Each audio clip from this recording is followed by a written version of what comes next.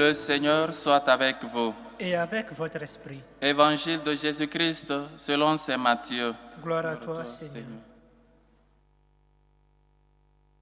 En ce temps-là, Jésus disait à ses disciples, « Vous êtes le sel de la terre, mais si le sel devient fade, comment lui rendre de la saveur? Il ne vaut plus rien. On le jette dehors et il est piétiné par les gens. Vous êtes la lumière du monde. Une ville située sur une montagne ne peut être cachée, et l'on n'allume pas une lampe pour la mettre sous le boisseau. On la met sur le lampadaire et elle brille pour tous ceux qui sont dans la maison. De même, que votre lumière brille devant les hommes, alors, voyant ce que vous faites de bien, ils rendront gloire à votre Père qui est aux cieux. Acclamons la parole de Dieu. Louange à toi, Seigneur Jésus.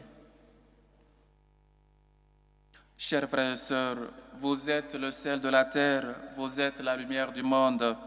Si le sel perd sa saveur, avec quoi on va donc la rendre? Ou encore, vous savez, chers frères et sœurs, si le sel devient fade, comment lui rendrait de la saveur? Vous êtes la lumière du monde.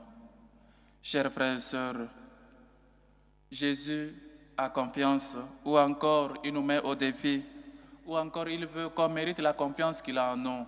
Dieu te dit, tu es la lumière du monde. L'expérience que tu es en train de faire maintenant, les souffrances par lesquelles tu es en train de passer maintenant, ça peut être un témoignage pour quelqu'un. Tu peux être un modèle, ou encore tu peux inspirer quelqu'un par ta vie de foi, par ta vie de confiance dans le Seigneur. Les gens te regardent, les gens veulent que dans ces moments de souffrance, dans ces moments de maladie, tu puisses toujours tenir bon, tu puisses toujours être fidèle à Dieu. Et comme ça, tu seras quelqu'un ou encore des gens qui inspirent les autres, qui amènent les autres à croire en Jésus.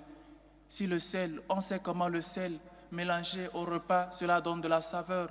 On est aussi mélangé par des gens dans ce monde qui ne croient pas. On est mélangé par peut-être dans les services, à l'école, dans les ateliers, par beaucoup de personnes qui ne croient plus ou encore qui étaient des croyants et qui ont abandonné la foi. Et donc, avec ces gens-là, on travaille chaque jour. Avec ces gens-là, on se rencontre chaque jour. Mes chers frères et sœurs, il faut que nous sachions donner de la saveur aux gens-là. Il faut que par nos actes, par nos paroles, nous puissions illuminer ces personnes. Vous êtes la lumière du monde. Vous êtes le sel de la terre. Chers frères et sœurs, être lumière du monde, c'est aussi nous en premier, se laisser illuminer par le Christ, lui qui est vraie lumière. Dieu lui-même s'est mélangé, il a donné de la saveur à notre vie, il a donné goût à notre vie, parce que lui qui est venu du ciel, cette lumière qui n'a pas de ténèbres, il nous a illuminés. Et donc ce que nous avons reçu, ce que nous avons expérimenté de Dieu, nous devons nous aussi donner aux autres, donner à connaître aux autres. Chers frères et sœurs, Jésus te fait confiance. Il te dit aujourd'hui, tu es la lumière du monde. Vous êtes la lumière du monde. Il faut que tes œuvres amènent les autres à croire en Dieu. Il faut que tes paroles puissent instruire, illuminer. Il faut que tu puisses, avec ta vie, être un témoin. Voilà, chers frères et sœurs, le Seigneur nous appelle à être des témoins. Mais peut-être un exemple pour que nous puissions connaître ou encore bien entendre cela. Imaginons nous deux parents, une maman et un parent se disputent tous les jours dans la maison. Comment donc les enfants peuvent leur avoir, soit comment donc les enfants peuvent mieux vivre ou connaître la paix dans la maison ou connaître le sens du pardon si les parents ne se pardonnent pas? Ou encore ils sont toujours dans la maison, il y a toujours une autorité, il y a toujours quelqu'un qui frappe l'autre. Comment donc les enfants vont apprendre? Ils ne vont pas copier cela. Et donc là, nous ne sommes pas lumière, nous ne sommes pas en train d'illuminer, d'éduquer les enfants, sinon en train de les amener vers une mauvaise route. Ou encore une maman qui critique son mari devant ses enfants.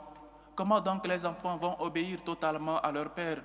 Le père va perdre l'autorité devant les enfants parce que la maman critique ou parle mal du mari ou vice-versa. ou c'est le mari qui parle mal de la femme devant les enfants, ou encore la dame perd l'autorité devant les enfants. Il faut qu'on sache, même s'il y a des problèmes, régler entre parents, régler pour que les enfants ne sachent pas, pour qu'eux aussi puissent apprendre des bonnes manières, des bonnes choses de la famille. Et égal comme chrétien, comme enseignant à l'école, tu es lumière, tu dois illuminer, tu dois être de la saveur pour les élèves, pour ces élèves-là que tu enseignes. Dans ton bureau, tu ne travailles pas seulement avec les chrétiens, tu travailles peut-être avec un musulman, avec quelqu'un qui ne croit pas, ou encore je ne sais pas quoi. Mais tu dois, avec ta parole, avec tes actes, avec ton enthousiasme dans le travail, avec ta manière peut-être de rire seulement, ou encore avec ton bonne humeur, cela peut toucher quelqu'un.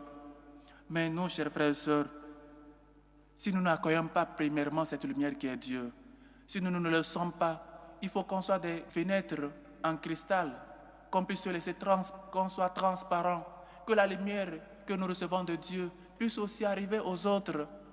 Quand la lumière entre par la fenêtre, une fenêtre vitrée, cela passe et éclaire les autres, et éclaire la maison, et éclaire la chambre.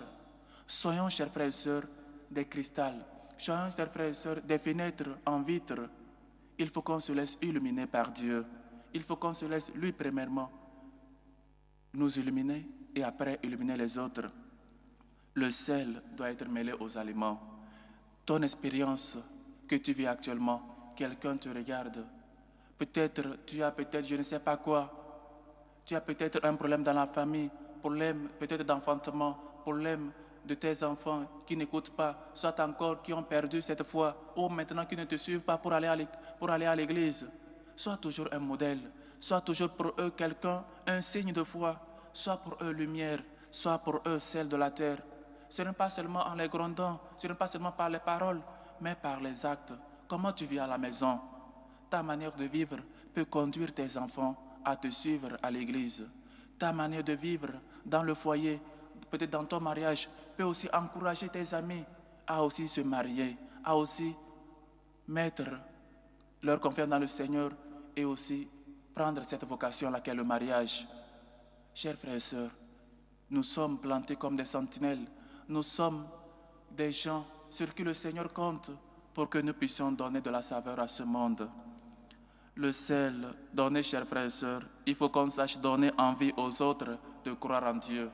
Par notre persévérance, par nos paroles et nos actes, nous devons toujours donner à connaître que nous sommes chrétiens. Chers frères et sœurs, de même que votre lumière brille devant les hommes, alors, voyant ce que vous faites de bien, ils rendront gloire à votre Père qui est aux cieux. Quand les enfants vivent bien, quand les enfants sont toujours respectueux ou encore sont toujours chrétiens, les gens vont dire, ils viennent des parents chrétiens, ils viennent de ces parents-là. Cela fait l'honneur ou la gloire de leur Père.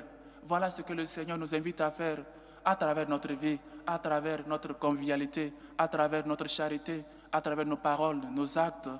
Les gens puissent dire, nous sommes fils de Dieu, nous sommes chrétiens, et donc amener les autres à y croire, amener les autres à aussi donner leur vie pour le Christ, à aussi nous suivre pour qu'ensemble, qu'on puisse professer la même foi, qu'on puisse professer la divinité de Dieu, la divinité de Jésus. Chers frères et sœurs, demandons à Dieu, lui qui est lumière sans tache, sans ténèbres, de nous illuminer et de nous aider dans cette tâche d'être lumière du monde et celle de la terre. Loué soit Jésus-Christ. À jamais.